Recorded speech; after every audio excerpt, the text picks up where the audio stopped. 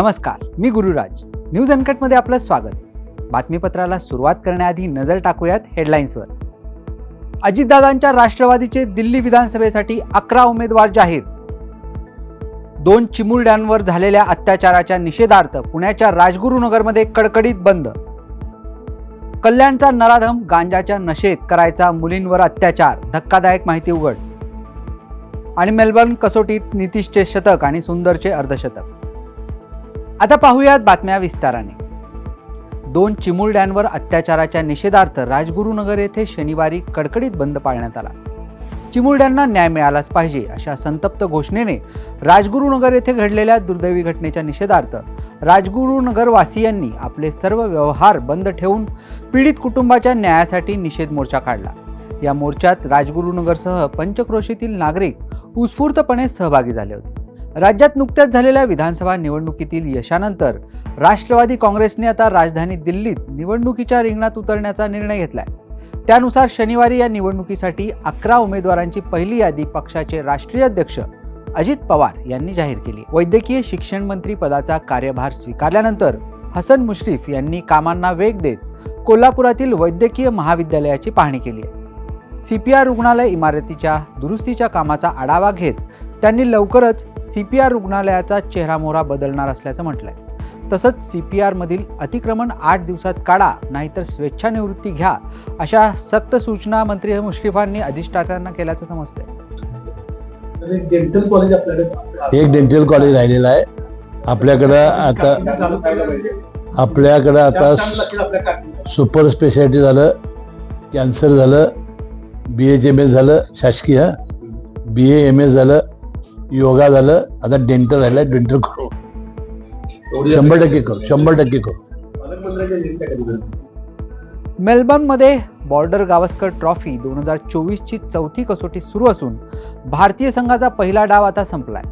नितीश कुमार रेड्डीचे ऐतिहासिक शतक आणि वॉशिंग्टन सुंदरच्या लढाऊ अर्धशतकाच्या जोरावर टीम इंडिया 369 धावा करून ऑल आउट झाली. ऑस्ट्रेलियाने पहिल्या डावात 474 धावा केल्या होत्या, तर ऑस्ट्रेलियाकडे आता 105 धावांची आघाडी आहे. भारताने कालचा दिवस आपल्या नावावर केलाय. त्यात नितीश कुमार रेड्डीने काल कारकिर्दीतले पहिले शतक झळकावले, तर वॉशिंग्टन सुंदरने शानदार अर्धशतक ठोकले. नितीशने ऐतिहासिक शतक 172 चेंडूत केले असून अशी कामगिरी करणारा तो सर्वात तरुण तिसरा खेळाडू ठरला. बातमीपत्रात वेळ झाली छोट्याशा विश्रांतीची. पाहत रहा न्यूज अनकट. ऐतिहासिक वारसा लाभलेला मराठ मुलूक महाराष्ट्र. या महाराष्ट्राला विविध रंगी छटा आहेत. साहित्य, कला, पर्यटन, नृत्य, भाषा, संत परंपरा अशा विविधतेने तो नटलेला आहे. हीच गौरवशाली विविधता जपत स्वरंग मराठी केवळ महाराष्ट्राच्या सांस्कृतिक संहितेपुरते मर्यादित न राहता समकालीन नवकल्पनांवर आधारित कार्यक्रमांद्वारे मराठी मनोरंजन विश्वात स्वतःची एक अनोखी जागा निर्माण करत आहेत. मराठी मनोरंजन क्षेत्रातील उत्तम दिग्दर्शक, लेखक आणि निर्मात्यांच्या प्रतिभेचा पुरेपूर वापर करून मनोरंजनाचा आगळा वेगळा रंग उधळण्यास आम्ही सज्ज आहोत. स्वरंग मराठीचे उद्दिष्ट मराठी मनोरंजन क्षेत्रामध्ये मनोरंजनाची वहिवाट सोडून, रूढीवादी पद्धती तोडून मनोरंजनाचा समृद्ध अनुभव प्रदान करून देण्याचा आहे. म्हणूनच यात विविध पद्धतीचे मनोरंजक आणि माहितीपूर्ण कार्यक्रम स्वरंग मराठीवर बघता येतील. शेवटी एकच, धकाधकीच्या जीवनात धांगडधिंगा करण्यापेक्षा बसूया, हसूया, गाऊया, जगूया. नाती गोती श्रावण मोती गावामधले जीवंत रंग. नाती गोती श्रावण मोती गावामधले जीवंत रंग. चला जोडूया, चला पाहूया, जशी संस्कृती तसा स्वरंग. विश्रांतीनंतर पाहूयात उर्वरित बातमीपत्र. अभिनेता सिद्धार्थ जाधव हा सध्या होऊ दे धिंगाणा या कार्यक्रमाची महत्त्वाची जबाबदारी पार पाडत आहे. कार्यक्रमाचं सूत्रसंचालन करून सिद्धार्थ प्रेक्षकांचं निखळ मनोरंजन करतोय. तसंच या कार्यक्रमातील प्रत्येक खेळ अगदी कलाकार देखील अगदी आनंदाने खेळतायत. सिद्धार्थच्या सूत्रसंचालनाच्या एका वेगळ्या खास शैलीनं प्रेक्षकांची मनं जिंकून घेतली आहेत. नुकताच होऊ दे धिंगाणाच्या 3ऱ्या पर्वाने नुकतेच 100 भाग पूर्ण केले. त्यानिमित्ताने सिद्धार्थने प्रेक्षकांचे आभार मानले. देशसेवा करून सेवानिवृत्त झालेले रायगड जिल्ह्यातील श्रीवर्धन तालुक्यामधील दांडगुरी वाकळघर गावच्या 5 जवानांचा आपल्या गावात जल्लोषात स्वागत करण्यात आले. गावकऱ्यांनी या सैनिकांची जंगी मिरवणूक काढत महिलांनी लेझिम खेळ करत या सैनिकांचं वाजत गाजत स्वागत केलंय. सुभेदार परशुराम कडू, भरत सावंत, सचिन सावंत तसेच पॅरा कमांडो आदेश ओमाले, मोहन सावंत हे निवृत्त सैनिक आपल्या गावी सेवा बजावून घरी आले. परीक्षेत गुण वाढवून देण्याच्या मोबदल्यात विद्यार्थिनींकडून अवैध मागणी केल्याप्रकरणी खळबळ उडाल्यानंतर आरोग्य उपसंचालक डॉक्टर शशिकांत शंभरकर यांनी भंडाऱ्यातील शासकीय महिला नर्सिंग कॉलेजला भेट देत आढावा घेतलाय. यावेळी त्यांनी विद्यार्थ्यांची समस्या जाणून घेतल्या. तसेच आरोपी प्राचार्य याच्या विरोधात DG ऑफिसला अहवाल पाठवण्यात आल्याचे त्यांनी सांगितले. पोलिसांच्या कारवाईनंतर जो अहवाल येईल त्यानुसार दोषी प्राचार्यांवर कठोर कारवाई करण्याचे आश्वासन सुद्धा त्यांनी दिले. त्यांच्या समस्या जाणून घेतल्या आणि जेही काल जो प्रकार झाला त्याबद्दल पोलिसांची तपासणी सुरूच आहे आणि त्यानंतर आम्ही जे योग्य ते कारवाई करू त्याच्यावरती. ऑलरेडी आम्ही कारवाईचा प्रस्ताव पाठवलेला आहे डायरेक्टर ऑफिसला आणि त्यांच्यावरती नक्कीच कारवाई होईल. सध्या आता इथे कोणाकोणाच्या सोबत आम्ही चर्चा केली. CCTVचं एक प्रपोजल आहे, ते CCTVचं प्रपोजल लवकरात लवकर इन्स्टॉल करायला सांगितलेलं आहे. ते प्रपोजल सँक्शन झालेलं आहे आणि विदिन वीकमध्ये किंवा 10 दिवसात ते CCTV इथे प्रेमायसिसमध्ये कार्यान्वित होईल. काही आहे त्यांना तक्रार परत घेण्याचा प्रेशर येत आहेत किंवा इथले जे काही स्टुडंट्स आहेत, अन्य स्टुडंट्स ते त्यांच्यासोबत दुर्व्यवहार करतात किंवा बोलत नाहीत. तुम्ही प्रिन्सिपलच्या विरोधात केली तक्रार परत घ्या असा एक दबाव त्यांच्यावर येतोय अशी एक माहिती मिळत आहे. असं तर आता मी प्रत्येक मुलींसोबत तर नाही बोललो, पण क्लासरूममध्ये जनरल चर्चा केली तर कोणी असा सांगितलेला नाही आणि आरोप दबाव करण्याचा प्रश्नच नाही आहे. जे जेनाईन आहे ते तर करावंच लागेल, म्हणजे काही त्याच्यात दुमतच नाही. घरगुती गॅस सिलेंडर्समधून मशीनच्या सहाय्याने गॅस काढून अवैधपणे व्यापारी सिलेंडर भरणाऱ्या 4 जणांच्या जेजुरी पोलिसांनी मुसक्या आवळल्या. पोलिसांच्या या धडक कारवाईमुळे गॅसचा काळा बाजार करणाऱ्या मोठ्या टोळक्याचा पर्दाफाश झालाय. मौजे कर्नलवाडी गुळूंच्या हद्दीत बंद पोल्ट्री शेडमध्ये काही व्यक्ती विनापरवाना घरगुती गॅसच्या टाक्यामधून कमर्शियल गॅस टाक्यांमध्ये गॅस भरत असल्याचा प्रकार सुरू असल्याची माहिती पोलिसांपर्यंत पोहोचली होती. त्या माहितीच्या आधारे जेजुरी पोलिसांनी ही कारवाई केली. पत्रक वेळ झाली छोट्याशा विश्रांतीची. पाहत रहा न्यूज अनकट. ऐतिहासिक वारसा लाभलेला मराठ मुलूक महाराष्ट्र.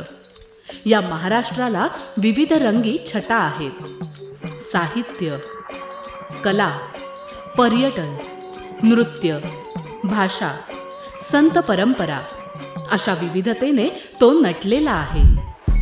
हीच गौरवशाली विविधता जपत सुवरंग मराठी केवळ महाराष्ट्राच्या सांस्कृतिक संहितेपुरते मर्यादित न राहता समकालीन नवकल्पनांवर आधारित कार्यक्रमांद्वारे मराठी मनोरंजन विश्वात स्वतःची एक अनोखी जागा निर्माण करत आहेत. मराठी मनोरंजन क्षेत्रातील उत्तम दिग्दर्शक, लेखक आणि निर्मात्यांच्या प्रतिभेचा पुरेपूर वापर करून मनोरंजनाचा आगळा वेगळा रंग उधळण्यास आम्ही सज्ज आहोत. स्वरंग मराठीचे उद्दिष्ट मराठी मनोरंजन क्षेत्रामध्ये मनोरंजनाची वहिवाट सोडून, रूढीवादी पद्धती तोडून मनोरंजनाचा समृद्ध अनुभव प्रदान करून देण्याचा आहे.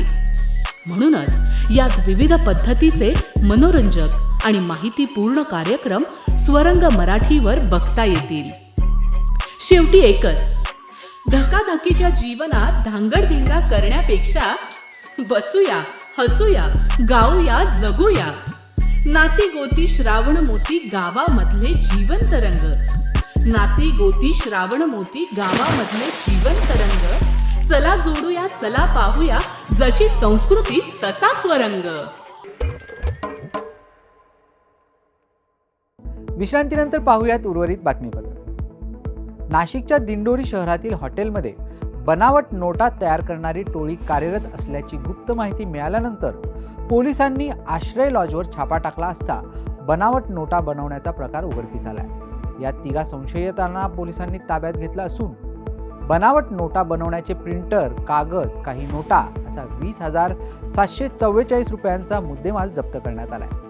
संशयितांनी आतापर्यंत किती नोटा छापल्या आणि कधीपासून त्यांचा हा प्रकार सुरू होता याची माहिती पोलिसांकडून घेतली जाते.